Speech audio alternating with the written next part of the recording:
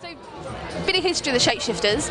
You and Max met in his hometown in Sweden, Yes. Is that right? Yeah, How did that come about? And I was working for a little label called Downboy at the time, and I was DJing in Sweden, and a friend of mine knew that I was looking for tracks, and he said, "Oh, you should check these guys out."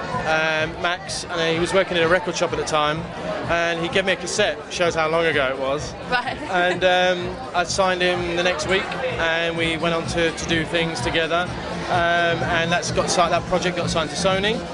And then we just carried on working together ever since. So it's like 12 years now. I mean, I've known Max as long as I've known my wife. Quite a feat. Nice one.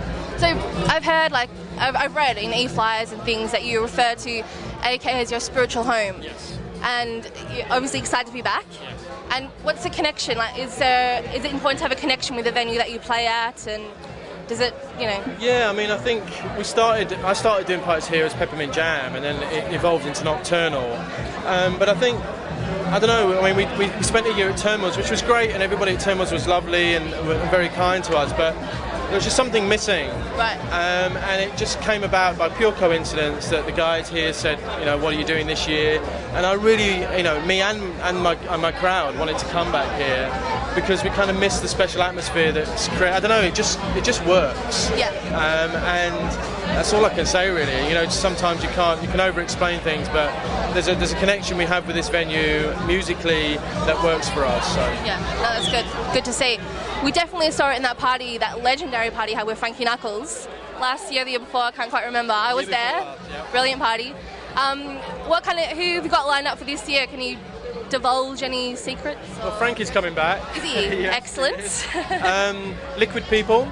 Cool. Who we've got a lot, we're really into what they're doing at the moment. Yep. And then the rest of the time it's going to kind of just be me and Max, we like doing longer sets these days. Yeah. And this gives us an opportunity to play for 5 hours and just really go on a journey. So, there may be the odd person we wedge in along the way, but predominantly it'll be Frankie, Liquid People, Martin ten Velden, and us.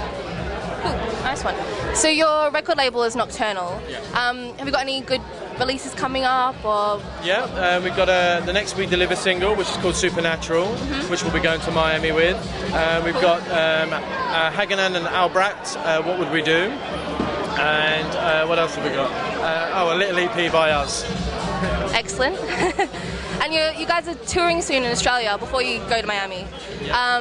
Have you been there before? Have you got much of a fan base? Yeah, I mean, this is our 3rd time going back to Australia. Right. And this year we're going to do all the festivals. So we're doing 7 festivals in the space of 2 weeks, so it's pretty full-on schedule. We always get a good reception when we're there. So, looking forward to going back. Cool, nice one. And lastly, have you got any good tips this year, like any DJs that you're sort of watching, hoping to sign? Or... So to be honest, we spend so much time on the road and everything. I mean... Who are you listening to at the moment? No one. Like yourselves? No, I mean, we play every weekend, so it's hard, you catch certain people along the way. But I always maintain that Nick Fanciulli, Martin ten Velden are my favourite DJs. Cool. Awesome. All right.